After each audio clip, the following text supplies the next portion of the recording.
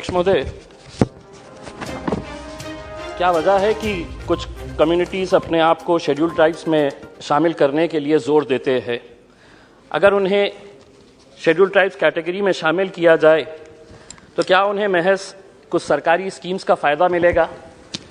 उन्हें नौकरियों के अंदर रिजर्वेशन मिलेगा, एजुकेशन के अंदर रिजर्वेशन मिलेगा, या क्या उन्हें शेड्यूल्ड ट्राइब्स में शामिल होने के बाद सम्मान से जिंदगी जीने का अधिकार मिलेगा? ये बहुत महत्वपूर्ण सवाल है जिसका जवाब बड़े अफसोस के साथ ये कहना पड़ रहा है कि नहीं, इन्हें सम्मान से जीने का अधिकार नहीं मिलेगा, चाहे वो एसटी के अंदर आ जाए, एससी के अंदर आ जाए। और मैं ये क्यों कह रहा हूं, ये मैं आंकड़ों के साथ बता सकता हूं। अगर हमने नेशनल क्राइम रिकॉर्ड्स ब्यूरो के डेटा के ऊपर अगर नजर डाले तो 2021 की रिपोर्ट के मुताबिक दलितों के खिलाफ अत्याचार की घटनाएं बढ़ी है, और सबसे ज्यादा घटनाएं अगर किसी राज्य के अंदर बढ़ी है, जिसकी सरकार आज ये बिल लेकर आ रही है, आपके ही राज्य उत्तर प्रदेश के अंदर सबसे ज्यादा दलितों के ऊपर, एससीज के ऊपर अत्याचारों की, एट्रोसिटीज की घटनाएं बढ़ी है। ये मैं नहीं कह रहा हूं, नेशनल क्राइम रिकॉर्ड्स ब्यूरो बता रहा है। जिस शेड्यूल्ड ट्राइब्स के अंदर और ज्यादा कम्युनिटीज को आप ऐड कर रहे हैं, उनके खिलाफ कैसे अत्याचार की घटनाएं बढ़ रही है, ये नेशनल क्राइम रिकॉर्ड्स ब्यूरो दोबारा आपको बताता है। एसटीज के खिलाफ 6.4% अत्याचार, एट्रोसिटी की घटनाओं के अंदर बढ़ावा हुआ है, बड़े हैं एट्रोसिटीज के केसेस। और सबसे ज्यादा केसेस शेड्यूल्ड ट्राइब्स के, जो नेशनल क्राइम रिकॉर्ड्स ब्यूरो आपको बताता है, किसके राज्य के अंदर है? तो मध्य प्रदेश के अंदर सबसे ज्यादा घटनाएं बढ़ी है। कितनी घटनाएं हैं? पूरे देश के अगर हम शेड्यूल्ड ट्राइब्स की अगर हम बात करते हैं तो महज मध्य प्रदेश के अंदर 29.8% घटनाएं, एट्रोसिटीज अगेंस्ट शेड्यूल्ड ट्राइब्स, ये मध्य प्रदेश के अंदर है। दूसरे नंबर के ऊपर आता है राजस्थान, जिसके अंदर 24% शेड्यूल्ड ट्राइब्स के खिलाफ घटनाएं बढ़ी है। हमारा यह कहना है कि शेड्यूल्ड ट्राइब्स, क्या यह हकीकत नहीं है? मंत्री जी इसका जवाब दे सकते हैं कि आज इस मुल्क के अंदर सबसे ज्यादा डिस्प्लेसमेंट्स अगर किसी का हुआ है तो आदिवासियों का हुआ है, शेड्यूल्ड ट्राइब्स का हुआ है। सिर्फ महज आप शेड्यूल्ड ट्राइब्स की कम्युनिटी को बढ़ाकर ऐसा इंसाफ उनके साथ कर रहे हैं, ये दिखाइए नहीं। हकीकत यह है कि इनके साथ सबसे ज्यादा नाइंसाफियां हुई है। यूडीआईएससी की रिपोर्ट 2021-22 के तहत एससीज और एसटीज और मुसलमानों के बारे में बताती है कि एससीज का टोटल एनरोलमेंट जो प्राइमरी से हायर सेकेंडरी तक जाता है वो 9.73%, मुसलमानों का एनरोलमेंट होता है 14%, लेकिन एनएसएसओ की रिपोर्ट के हिसाब से 12.8% ड्रॉप आउट जो है, वो टोटल एनरोलमेंट अगर जो होता है उसका 12.8% ड्रॉप आउट हो जाता है, जिसमें से 18.2% प्राइमरी लेवल के ऊपर ड्रॉप आउट हो जाते हैं एससीज के, जिसमें से 17.2% मिडिल लेवल के ऊपर के जितने भी है, 17.2% ये मिडिल लेवल के ऊपर ड्रॉप आउट हो जाते हैं। और इसमें मुसलमानों का ड्रॉप आउट परसेंटेज कितना है? तो 15.7% है।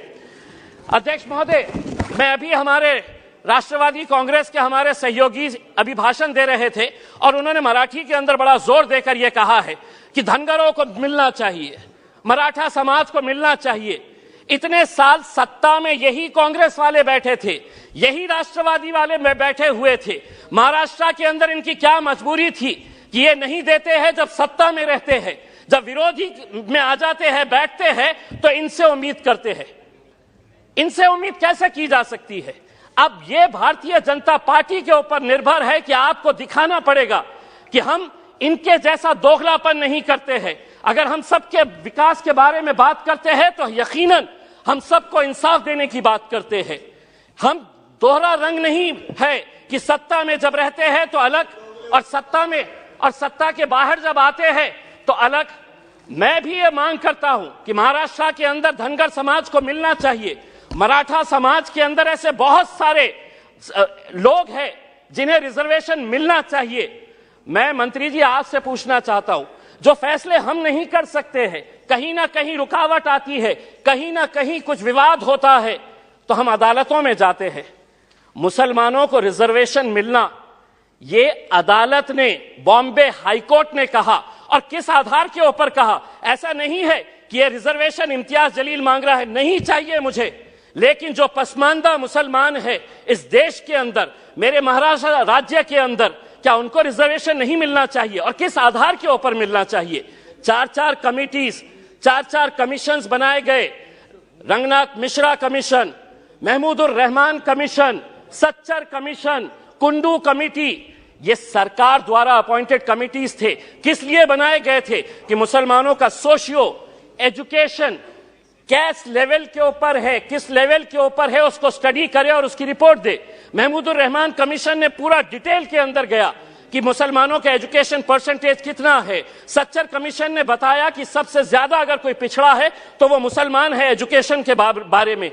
तो ऐसे हालात के अंदर अदालत ने, जब ये मामला अदालत के अंदर गया तो अदालत ने खुद ने ये कहा, बॉम्बे हाई कोर्ट ने, कि मुसलमानों को 5% कम से कम एजुकेशन के अंदर रिजर्वेशन दे दीजिएगा। मंत्री जी, आप क्यों हमको तालीम से दूर रखना चाहते हैं?